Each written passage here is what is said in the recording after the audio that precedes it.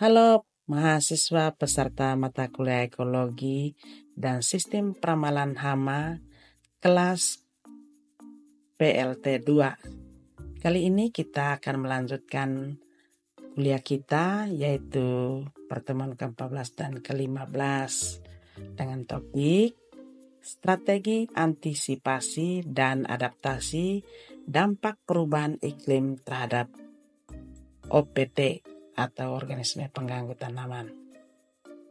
Adik-adik sekalian, perubahan iklim telah menjadi salah satu tantangan terbesar dalam sektor pertanian saat ini.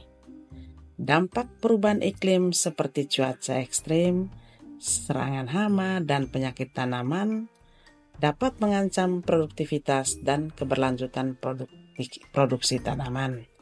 Oleh karena itu, petani dan pemangku kepentingan di bidang pertanian perlu menerapkan strategi antisipasi dan adaptasi yang komprehensif untuk meminimalkan risiko dan memastikan ketahanan pangan di masa depan.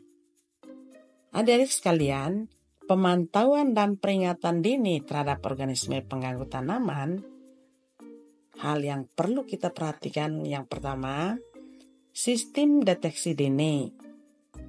Kemudian berbagi informasi, yang kedua, dan yang ketiga teknologi canggih.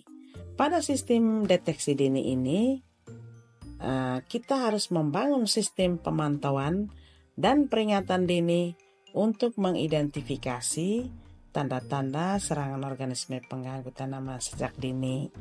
Ini memungkinkan petani untuk mengambil tindakan pencegahan dan pengendalian yang tepat. Jadi, di sini penting sekali deteksi dini supaya bisa mengambil tindakan yang tepat ya. Dan yang kedua, bagaimana kita berbagi informasi? Dalam hal ini, kita harus meningkatkan kolaborasi dan berbagi informasi antara petani, penyuluh, dan lembaga penelitian terkait. Jadi di sini yang kemarin pada pertemuan yang ke-12 Ibu pernah bilang adanya itu harus kerjasama atau kolaborasi pentaholik antara berbagai instansi terkait. Nah, ini akan membantu mengumpulkan data dan memahami pola penyebaran OPT secara lebih komprehensif. Jadi begitu ya. Kemudian yang tidak kalah pentingnya itu adalah teknologi canggih. Nah, di sini kita memanfaatkan teknologi seperti sensor, drone, dan analisis citra untuk memperkuat sistem pemantauan dan peringatan dini. Ini akan meningkatkan akurasi dan efisiensi dalam mendeteksi serangan OPT. Jadi sebelum kita melakukan tindak pengendalian agar biaya tidak banyak yang keluar, penting sekali harus kita melakukan deteksi dini ya. Nah, selanjutnya kita perlu melakukan diversifikasi tanaman. Nah, apa yang kita lakukan pada langkah ini? Yang pertama, menanam varietas tahan hama. Kemudian melakukan rotasi tanaman. Kemudian tumpang sari. Nah, bagaimana kita melakukan atau menanam tanaman varietas tahan hama? Nah, di sini kita memilih dan menanam varietas tanaman yang tahan terhadap tekanan iklim dan serangan OPT, organisme pengganggu tanaman tadi itu. Nah, hal ini akan meningkatkan ketahanan tanaman dan mengurangi risiko gagal panen. Jadi penting sekali kita memilih varietas yang baik dan tahan terhadap serangan OPT ya. Kemudian, bagaimana kita melakukan rotasi tanaman? Nah, di sini kita harus menerapkan rotasi tanaman yang tepat untuk memutus siklus hidup organisme pengganggu tanaman. Rantai makanannya kita harus kasih putus dan menjaga kesuburan tanah. Rotasi tanaman juga dapat membantu melestarikan keanekaragaman hayati. Jadi, ketika kita melakukan rotasi tanaman, maka pada saat yang sama kita sudah memutuskan siklus hidup OPT. Berikut itu adalah tumpang sari. Nah, bagaimana kita melakukan tumpang sari? Yaitu dengan mengkombinasikan budidaya beberapa jenis tanaman dalam satu lahan. Jadi dalam satu lahan itu kita menanam lebih dari satu jenis tanaman.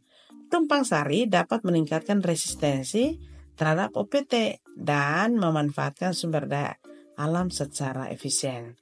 Jadi penting untuk kita lakukan tumpang sari. Jadi kalau monokultur kan bagus juga, tetapi risikonya tinggi sekali terhadap serangan OPT. Nah, selanjutnya apa yang kita lakukan? Pengendalian terpadu organisme pengganggu tanaman. Jadi kita perlu melakukan itu. Apa yang kita lakukan? Yang pertama, pemantauan rutin. Nah, apa yang kita lakukan pada pemantauan rutin ini? Kita harus melakukan pemantauan rutin untuk mengidentifikasi dan memantau populasi OPT. Ini memungkinkan petani untuk mengambil tindakan yang tepat pada waktu yang tepat. Jadi, biaya berkurang kalau melakukan pengendalian pada waktu yang tepat. Kemudian pengendalian mekanis dan fisik. Itu yang kedua. Nah, apa yang kita lakukan di sini? Menerapkan teknik pengendalian mekanis dan fisik seperti penyiangan, pembersihan gulma, dan penggunaan perangkap. Metode ini ramah lingkungan dan efektif dalam mengurangi populasi OPT. Nah, adik-adik sekalian, untuk penggunaan perangkap ini sudah banyak mahasiswa yang melakukan penelitian ini banyak sekali. Dan nanti adik-adik bisa mengunjungi perpustakaan. Di sana ada hasil-hasil penelitian kakak-kakak kelas kalian. Nah, yang ketiga apa? Pengendalian hayati. Apa yang kita lakukan di sini? Memanfaatkan musuh alami OPT seperti predator dan parasitoid untuk mengendalikan populasi hama. Pengendalian hayati adalah metode yang efektif dan berkelanjutan. Jadi intinya dia ramah lingkungan. Nah, adik-adik kira-kira ada kurang lebih 3 yang kita harus ingat pada pengendalian terpadu OPT ini. Masih banyak yang lainnya juga. Tapi untuk sementara kita pelajari yang ini dulu. Adik-adik sekalian, yang berikut yang tidak kalah pentingnya adalah kita perlu manajemen kesehatan tanah. Apa yang kita lakukan di sini? Yang pertama, kompos dan pupuk organik. Yang kedua, pengolahan tanah konservasi. Ketiga, rotasi tanaman dan agroforestry. Nah, pada topik kompos dan pupuk organik, apa yang kita lakukan? Menggunakan kompos dan pupuk organik untuk meningkatkan kesuburan dan kesehatan tanah. Saya pikir adik-adik ini semua sudah paham.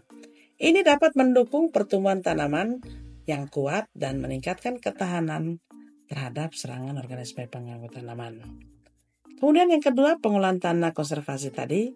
Apa yang kita perlu lakukan? Menerapkan teknik pengolahan tanah konservasi. Seperti apa?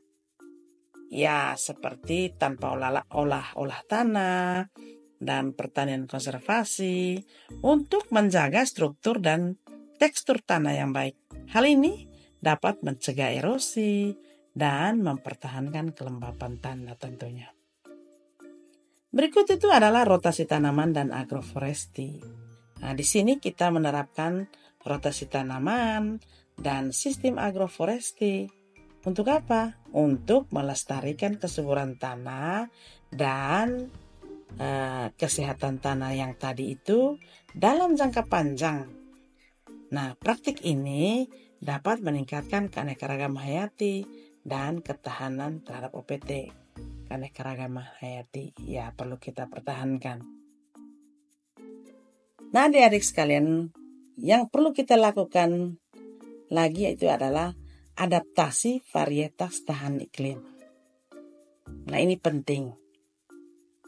Yang pertama, tahan kekeringan. Kemudian tahan banjir. Yang ketiga, tahan hama dan penyakit. Pada tahan kekeringan, di sini kita mengembangkan dan menanam varietas tanaman yang tahan terhadap cekaman kekeringan akibat perubahan iklim atau anomali iklimnya. Hal ini apa? Akan meningkatkan ketahanan tanaman di musim kering yang semakin sering terjadi akhir-akhir ini. Kemudian apa? Tahan banjir. Memilih varietas tahan yang mampu bertahan dalam kondisi tergenang air akibat curah hujan yang ekstrim. Ini akan membantu mengurangi risiko gagal panen atau pada saat terjadinya banjir. Kemudian tahan hama dan penyakit. Kita menanam varietas tanaman yang memiliki sifat tahan terhadap serangan hama dan penyakit. Hal ini dapat mengurangi ketergantungan pada pestisida dan meningkatkan ketahanan tanaman. Adik-adik sekalian, minggu lalu pernah Ibu bahas tentang bagaimana bahaya daripada penggunaan pestisida secara berlebihan. Jadi saya tidak jelaskan ulang lagi pada pertemuan kali ini. Nah, selanjutnya adik-adik, yang perlu kita perhatikan lagi itu adalah diversifikasi pendapatan. Di sini yang perlu kita ketahui adalah yang pertama, budidaya aneka tanaman. Nah, apa yang kita buat di sini? Mengusahakan berbagai jenis tanaman, tidak hanya mengandalkan satu atau dua komoditas utama. Nah, hal ini dapat mengurangi risiko kerugian akibat serangan OPT atau kegagalan panen tadi. Jadi, kalau lebih dari satu itu kan, kalau satunya gagal, ya satunya pasti masih bisa diselamatkan. Yang kedua, integrasi peternakan. Integrasi peternakan. Mengintegrasikan kegiatan peternakan dengan budidaya tanaman. Sinergi ini dapat meningkatkan efisiensi penggunaan sumber daya dan mendiversifikasi sumber pendapatan. Jadi kita harus manfaatkan semuanya ya. Berikut pengolahan hasil panen.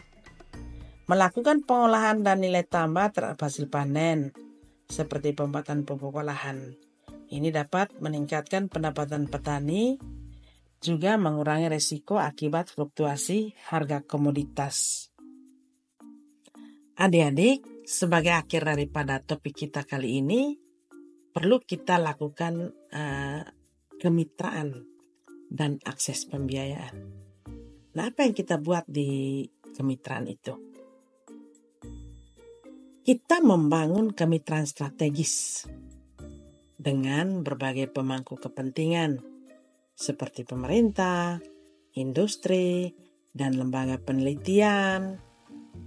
Dan kemitraan ini juga dapat meningkatkan akses terhadap teknologi informasi dan sumber daya yang dibutuhkan petani. Jadi di sini juga ya pada di lembaga penelitian itu bisa melibatkan tim akademisi, dosen atau mahasiswa melakukan penelitian sehingga mungkin bisa mendapatkan informasi yang baik. Berikut apa? Perlu akses pembiayaan. Nah, di sini apa? Memfasilitasi akses petani terhadap berbagai skema pembiayaan, baik dari lembaga pemerintah maupun swasta. Nah, pembiayaan ini dapat membantu petani berinvestasi dalam adaptasi dan mitigasi dampak perubahan iklim. Adik-adik, kira-kira itulah materi kita pada pertemuan kali ini. Semoga bermanfaat. Dan jika ada yang tidak paham dari penjelasan Ibu kali ini, Ibu mohon maaf ya, dan silakan bertanya pada perkuliahan selanjutnya. Terima kasih.